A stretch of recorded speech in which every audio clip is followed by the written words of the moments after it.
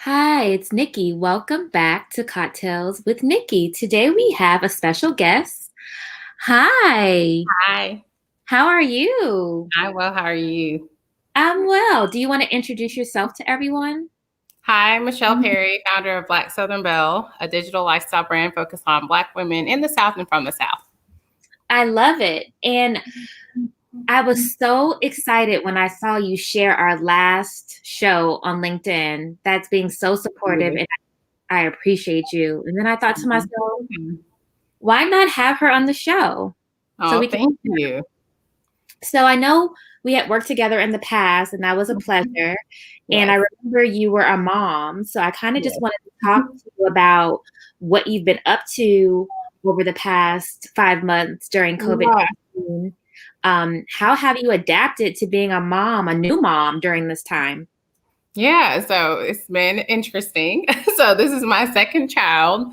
And I had her in February, right before it all started. So as soon as my husband's paternity leave was supposed to end, he left for 2 days to go to Atlanta and came right back to quarantine at the house for how long we don't know. This quarantine is going to last. But so I was on technically maternity leave. I was still negotiating contracts because I really never went on a full maternity leave, although I do not suggest everyone do that. I do enjoy what I do, so I like working. And it's been a lot of automating things, learning to use things on the phone, doing as much as I can on the phone, outsourcing as much as I can, partnering with people as much as I can to get work done, and just giving people grace and letting them give me grace and accepting the grace that it's not going to be perfect because this is uncharted territory. So for all the perfectionists out there, I'm sure coronavirus is making your head spin, but like deadlines don't really mean as much as they used to. Timelines don't mean as much as they used to because even planning doesn't mean the same thing, which I'm sure you understand from the PR perspective. It's like what used to mean a calendar of like editorial, what used to mean a calendar of certain things is just like completely out the door. So that's just been like the adjustment, repurposing content, trying to make everything maximized. So it's just trying to make as much stuff as efficient as I can to get the most out of it. And then trying to just find ways to support and collaborate with other folks because everyone is going through the same thing. So Amazing. Do you want to tell everyone your website? yeah. So my website is www.blacksouthernbelle.com and the Belle is BELLE.com. Perfect. So again, you were a new mom Yep. around COVID. What was it like not being able to go outside? How did you deal with that? That was a little stressful. Like the first 2 weeks, I was like, oh, this is kind of cool because I love my house. I like decorating. So I have a lot of, I was like, okay, I'm going to use all my lounge areas and my front porch and my back patio. And after a while, I was like, oh, this is it. Like, this is all I can use. And so even, I give it to folks who like don't have outdoor space and we live on pretty large property space wise. And I was like, oh my God. And after a while, I mean, it just became a struggle. I can certainly say for I'm married, so every once in a while we were certainly bumping heads. Like I know that people are not meant to live in a house 24 hours, 7 days a week together, no matter how much they like each other. I kind of consider it like, when you had your siblings in the house, you love each other, but like Yes. after about the 8th hour of the day, it's like, okay, you Yeah, got to my go kid was somewhere. unplugged the light. I don't know if you saw the light flashing. My sister Oh, is my yeah. sister. Yeah. Uh, So, it was definitely a struggle. And, I think it took some time and eventually now I've just inspired myself to like redecorate everything over and over again and actually hang up the art. I buy art like before all this, I used to buy art like every weekend. I love purchasing. wow. So I need to do some art. I mean, I do PR for some of the best Yes, please do. artists I out there. literally have like I'm actually doing a shoot for uh, a network right now for a feature of the art in my house. So We gotta talk. yeah, I love art. I support mostly like Black art, Southern art. I probably have like 100 pieces to be framed. Like it's Oh wow. So so if you are can't, they prints it's a or are bad they addiction. original? Are Some they original, some prints. I just like to support. Like sometimes I'll just even buy the stationery if it's just like not in my budget to be spending. But like I like to just buy it if I can, like support in some way. So that's like one thing I try to tell people, especially they ask to get a lot of questions about art, and I'm like, art can be as affordable as you want, or it can be as expensive right? as you want. And like I think like supporting the artist. So even if I just buy the stationery, but somebody else sees it who can buy the original, like that's supporting the artist in some way, shape, or form, right? So that's what I try to like showcase to folks. I also like collect books, like a lot. I have probably like in each table, like 100 books stacked. Of like, show us, what kind of books do you collect? I want to see them now. Let me see. Let me see. I'll have to send you the pictures, but I have like Black photography, like art, vintage art, HBCU books, art books. Like I have probably 100 Black art books, like Hindi Wiley, like everything, like Jonathan Green books, anything you can find, like, architecture books, food, cookbooks. I collect them. Just like anything that inspires me. I do photo shoot styling, so it's like really great inspiration. And now that, because I can't travel, like I usually will like drive somewhere and I'm like, okay, let me see something and that'll like inspire me to do a photo shoot. But now I'm just using the books a lot. And that's kind of like, if I can't go somewhere, like I'm trying to figure out some New Orleans stuff that I want to do. And I can't get to New Orleans, obviously. So I'm buying as many books as I can. I have a lot. I try to hide them from my husband. He's like, don't you already have a book on New Orleans and like 50 of them? I'm like, no, I don't. It's so bad that sometimes I forget I bought them and I got like 2 or 3 copies of stuff. Like he's like, you have got to stop. But I love it. So if I go to when I was before coronavirus, I would go to museums and gift shops and like pick up a book, and just that's where you find like the really cool stuff. You like to shop. I do like to shop, but I like to support local and small businesses. So that's like the rationale in my head. But I also, because of my business and my job, I do have to get inspiration. People are asking me for things. Like somebody will I'll get inquiries from girls from like Kentucky, and I'm not from Kentucky, so I don't know as much about Kentucky. So I'm like trying to do the research, trying to be authentic, because being a Black Southern Belle is different in every area, right? I'm from the coast, so our coastal lifestyle is very different than someone who's from like Nashville, Tennessee. So even though I am an expert on Black and Southern culture, that can mean a lot of things. Just like somebody's from New York, but Brooklyn and, the Bronx and all that is very different culturally. If you're from there, like the nuances. So, I enjoy it. My husband has gotten into it too. He has like a collection of Black jockey art from the Kentucky Derby. So that's like his thing. So support the art. You can't go to therapy. Not only are you the owner of BlackSouthernBelle.com, but you said you're also a photo stylist? So I do like freelancing with brands and magazines. So I'll like style for photo shoots. Like I did a shoot with Atlanta Magazine at the Herndon home. I don't know if you know about like the Herndon family in Atlanta, but they own the oldest Black insurance company and was their family mansion. So we did like a front porch entertaining shoot there.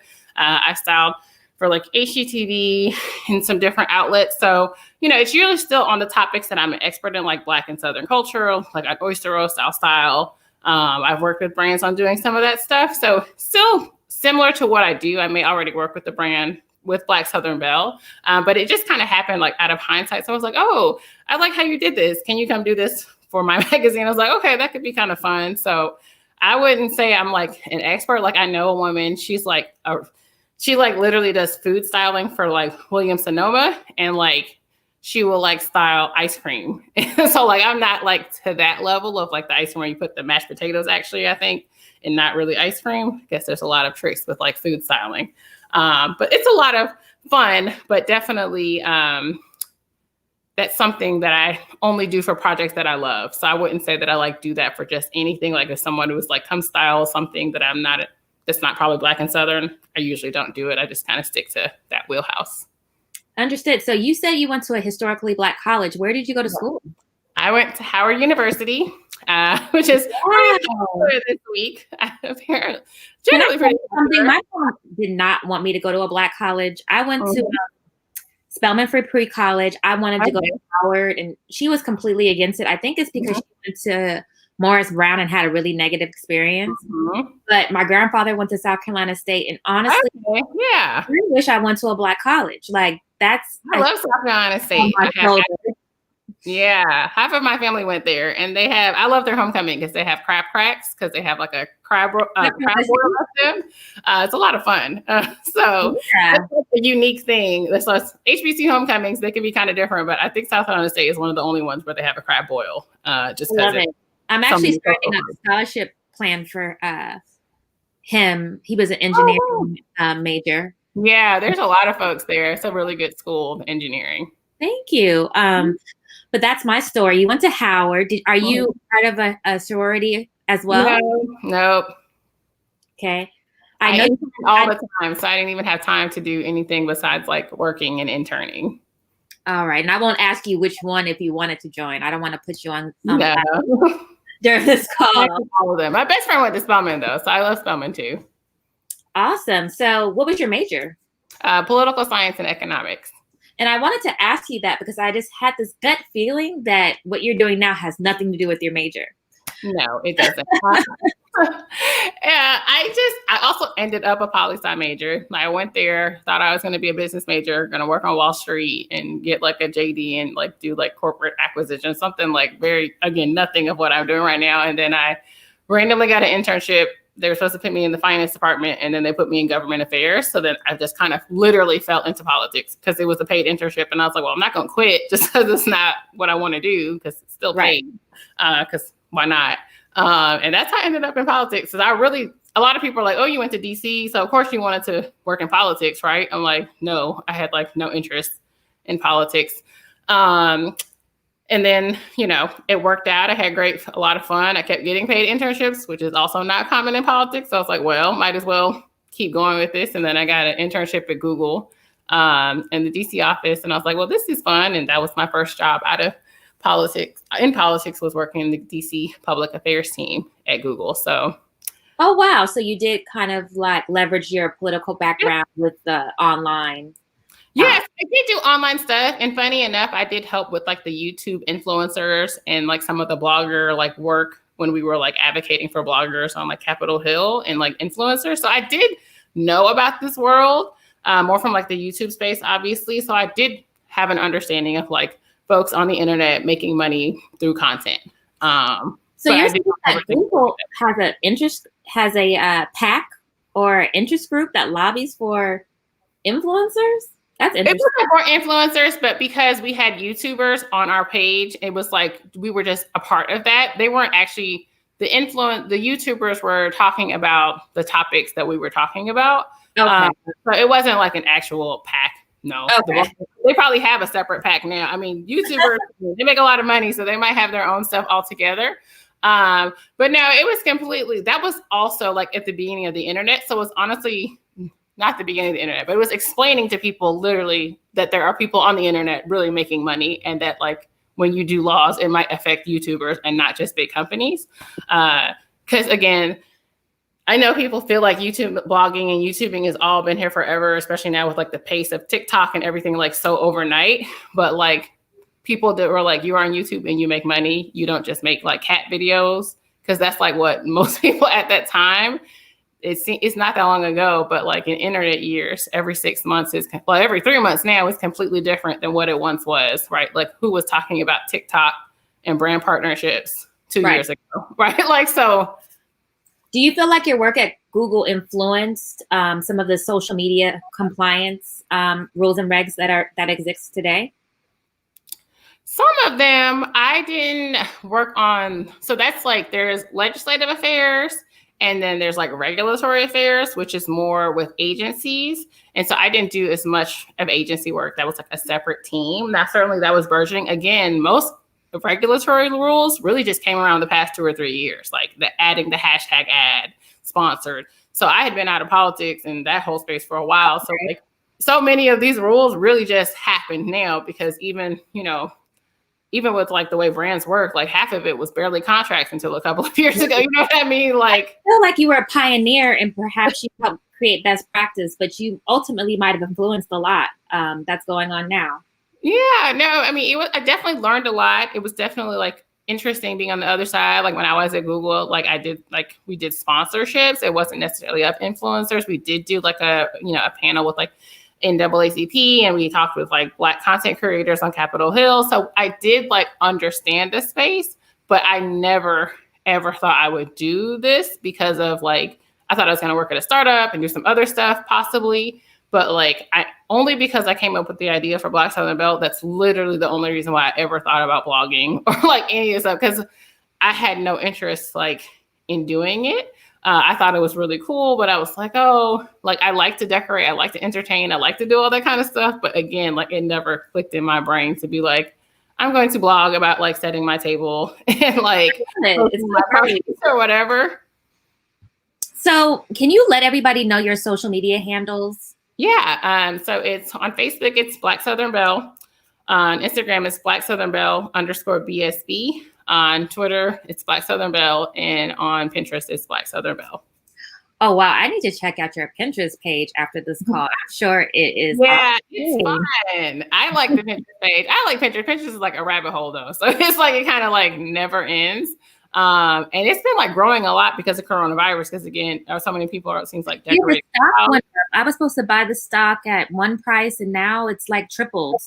Yeah, because like even my traffic from Pinterest, I was like, oh, and my followers. And so it's like interesting to see again, because there's so many, again, because we're at home and people are looking for inspiration at home and like homeschooling and so many, everything's home. So everybody's trying to figure out how to do it themselves at the house. It's like, even folks who have budget were afraid to have people in their house to do projects, right? So it's like, even if you have the money to not do it yourself, it's like, well, it's not worth my health to have somebody come in here and install it if I can see how I can figure out how to do it. DIY is not exactly my skill set or calling.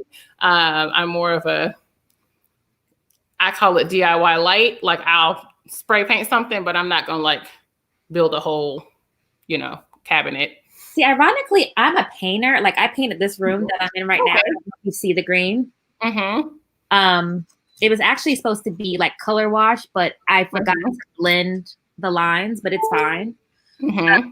But that's something that I'm really good at. But I'm definitely not handy at all. Like I have to call a handyman. I need a man in the house. I cannot screw anything together. I couldn't even put together my daughter's Barbie house. That's how bad I am.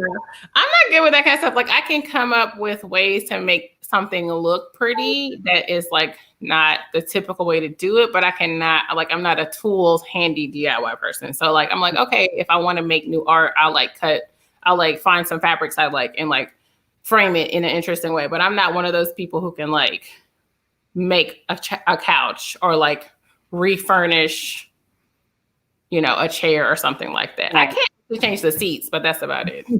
I think I would be interested in taking an upholstery class one day. I think that's a great. I really wish I could, because it's very expensive when you get furniture reupholstered. Yeah. Like, it is really pricey. But if you get a good piece of furniture, you want to keep it, or if it's something that's like handed down. Like we have my grandfather's furniture in my family's house, and it's like, they definitely quoted like a good quote to reupholster it because the furniture made back in the day is like solid. Right.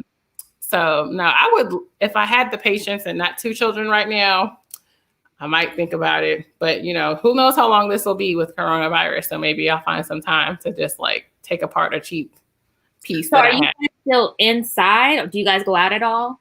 We still go out. We've been going out just because we have a lot of space. We're like in the woods. So there's a lot of like lakes and docks and plenty of places. And, because where we live, a lot of places already had outdoor eating and a lot of stuff like that like, and some of them had so much space that they just built a patio pretty quickly. So that's kind of cool. We've been going to my parents' house. They own a farm with like 30 acres. So we go out there and they have like a lake. So we'll hang out there. I'll visit you guys. You should come and give you a tour of South Carolina since you have South Carolina roots. My family is from 96, South Carolina. I had no idea. See? And we had farmland in 96. My grandparents, or my grandfather and his parents, were farmers. Oh, really cool. Yeah. So was my grandfather. Well, we owned like hog farms, and then we had like longshoremen and different folks. Yeah. So no, I always say like everyone in New York is like from South Carolina or Georgia, pretty much. I love country ham and grits. I don't really eat meat right now, but I'm about that life. Yeah. So everyone in like Philly in New York is literally from Georgia and South Carolina. And even like a lot of last names, I can tell like people's like last names, like they don't know it's like a South Carolina last name, but I'm like, oh, you have a South Carolina last name. They just don't know. You mean like Robinson? Well, Robinson, not so much, but there'll be names like Middleton and like certain names that like Gibbons, Bowman. Like I've met people even in like advertising and PR, and they're like, oh yeah, I guess I do have some family in South Carolina. I was like, yeah, I knew that because that last name is only from here. Like it's not anywhere else, but like here.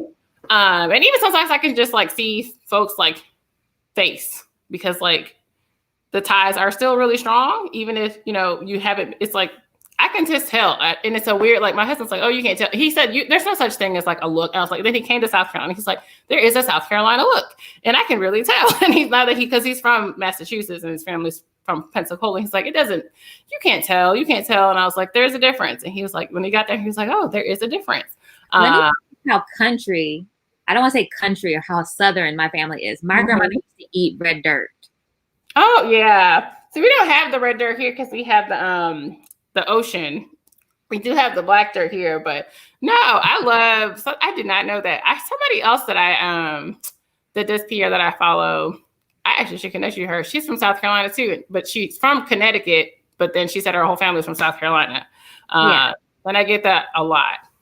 Yeah, my mother was born there. I was born towards the West Coast, but my family is definitely from the South, and my grandfather was a farmer and grew up on a farm. And I get a lot of followers actually, folks who have like Southern roots, but they're grew up in New York, but like their mother's Southern, so you're raised Southern because your mom is from the South. So it's like you're like raised Southern pretty much. Like I have a lot of family that, you come down south for the summer, and grandma pretty much like raised you for the summer and kind of takes over. So it's interesting. I would get so many women who were like born and raised in like Brooklyn and being like, I love your site. And I was like, why do you love the site? They're like, oh, because my mama's from like Georgia or she's from Alabama. So even though I'm not Southern, I'm pretty much raised like it because she's my mom. So even the men too, they'll be like, oh, the men will be like, it reminds me of my grandma.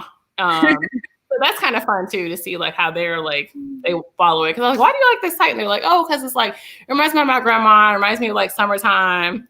So that's fun. So I have a question. Do Southern women take a break all day? Or when you wake up, are you just nonstop? And then when it's time to go to bed, you're done for the day? Like what does a Southern woman do all day? Because I don't feel like I sit down, and I think I got that from my grandparents. They didn't sit down until the sun went down. Yeah, I do think it's just like, I think you are up a lot. I feel like that's like just women though, right? And again, I think especially like with Black women, so many Black women's family roots are from the South, right? So like the culture is so similar, even if it's just a different kind of way. I'm not a morning person. I stay up super late, but I got that from DC, right? From like being in DC and having to go to galas. So that's like my adjustment. And like Southern again can mean something like Atlanta, Dallas, Houston. Southern is very different than like the low country, like chilling, relaxing lifestyle, like hanging on a boat. Like that's like, it's very different. Kind of like, I guess, Long Island living versus like, Manhattan living, so I think it just like depends. I love working all the time. I'm a workaholic. Like I had a great grandmother who owned a juke joint. So like, it just kind of, depends. So I always like to I think it's my version of Southern living is probably more modern than like someone who traditionally lives on a farm. So I like to know, like I have a very modern life because of like working at Google and living in DC and like definitely being like a traditional millennial who like works 24/7, but then like I call my mama like 6 times a day. Like I go to her house every day. So I kind of like a little bit of both. And I think that's kind of what people come to the site for, is because it's like a little modern, but then some tradition, right? Like you want to keep the traditions that you cherish and then update the stuff that maybe didn't work.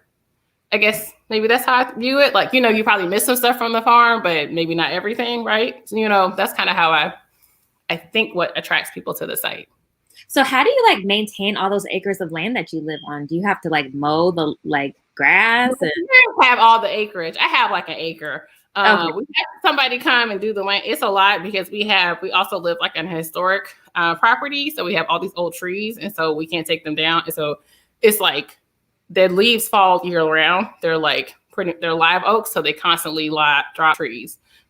So we have somebody come there. We have to like constantly have the porch sweeps and all kinds of stuff.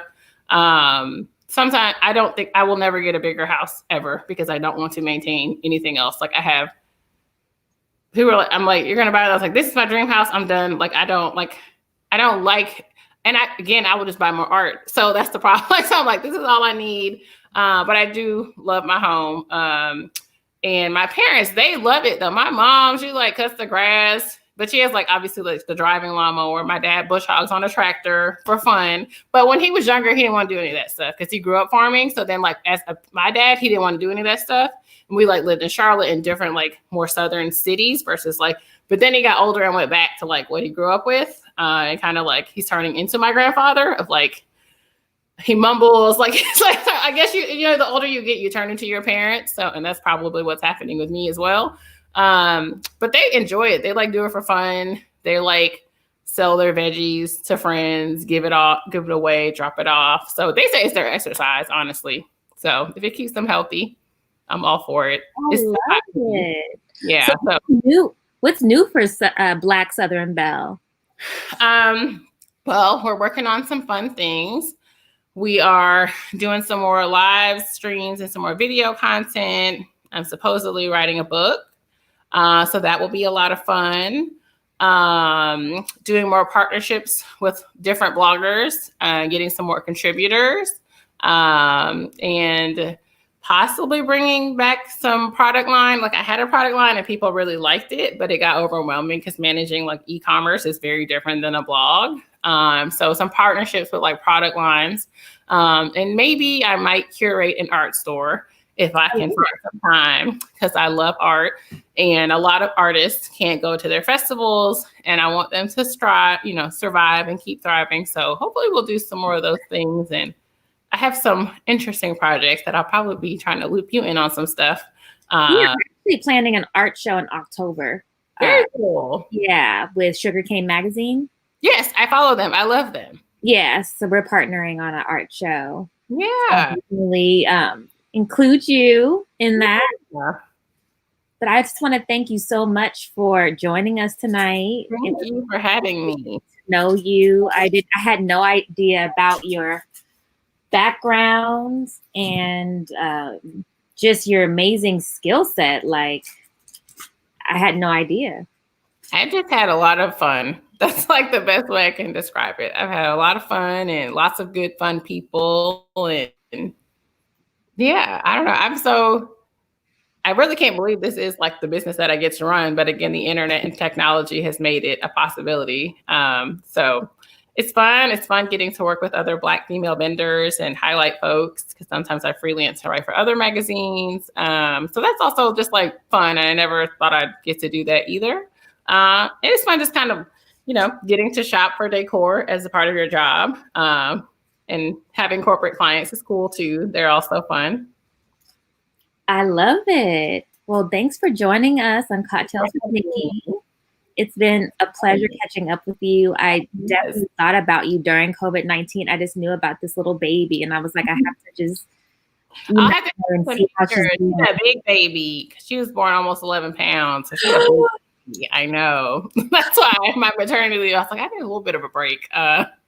Otherwise, I would have probably been emailing. Oh, wow. I'm not going to ask you any personal questions about that, but 11 pounds. Yeah. The funny thing is my dad was born 12 pounds. So big babies do run in my family. So I always was, but my other son was born early. So he was smaller, but he was still big for like the earliness that he came, but he was not clearly that size.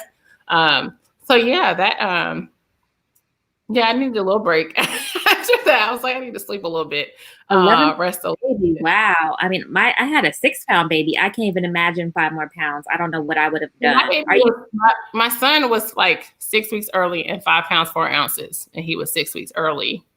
So he was like on the path to be a big, big baby, but he just came early. So for his age, he was big.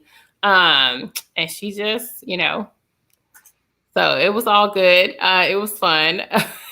That one thing I will say that is great about it in the South is that we have huge baby suites when you have babies. Like it was literally like a 600 square foot suite at the hospital that I stayed in my small town and like they had like 3 nurses on you. So that's like the coolest thing. So people are like, are you going to go downtown Charleston and have your baby in the, the fancy new hospital? But the one here it felt like I was in a house. They had like curtains and all like real like home curtains. It was cute. So I loved it. Yeah, it was about the private suites when you have a baby. Mm-hmm. I got one when I had my daughter, and I'm glad I did it because you don't have to share the space with other mothers. Mm-hmm. It's like a personal time, and you kind of just want to be by yourself. Yeah, I mean, my hospital, regardless of what you choose, they only give you a private one because it's just an old school hospital. So they have like they still have like the nursery where they'll like give you a break. Like it was very different. It's like very old school, but like very relaxing and like they're just like whatever you want. They give you like this special dinner at the end before you leave with like shrimp and it was really cute. I love my local hospital. Plus, I knew a lot of those folks personally, so that's also fun. I think you love it so much that you might end up having one more. Oh no! I just like the nurses. No, not at all. No, not after 11-pound baby. I'm good. I've like literally had to do strength training because my back was hurting so bad, and I was like, God, why is my back hurting? And I thought it was because it was just my busy season for like photo shoots, and I do a lot of shoots in my house, and I have original hardwood floors. And then when I realized how big the baby was, I was like, oh, that's why my back is like killing me because I was like, I can't. I was so sleepy and tired, but my back ached so much. I was like, I can't go to sleep. And, you just say you're pregnant and it's going to hurt because you're pregnant. But then she was like, no, you've been carrying around an 11-pound baby. And like, nobody wanted to tell me that they said I looked like I was in pain. But, when you're pregnant, no one can tell you that you look like you're in pain. So after the fact, they're all like, yeah, we really thought you looked like you were in pain. And we didn't know how you were walking. I was like, well, that's good to know. But no, not at all. 2 babies is all I can do because daycare is really expensive. Although right now they're not in daycare, but daycare's crazy. But you know what? I think having a child, the recovery is the hardest part. So I'm proud of you getting through it during this hard time. Yeah, definitely good support. My husband definitely is good about that. My son wasn't too jealous of the baby, and they're generally it's really hard when they hit like the 6th, 7th month and they start teething and then they're moving. Like I found like when they're little, it's like fine, but then when they're like once they start moving, and my son is super active because my husband was an All-American track athlete in college, and he's certainly taking after him. He was like born early and a few months ahead in jumping. And that's what my husband did. So like he does not stop. And even the doctors are like, this is a really active and like he is far advanced. He is like running like a sprinter, like for real. Like you better present that artwork if you have a climber. Oh my God, I know. Well, right now he's pretty good. I'm hoping because he's so used to it, like he's not interested in it right now. Hopefully, and we have pretty high ceilings, so we have it up pretty high.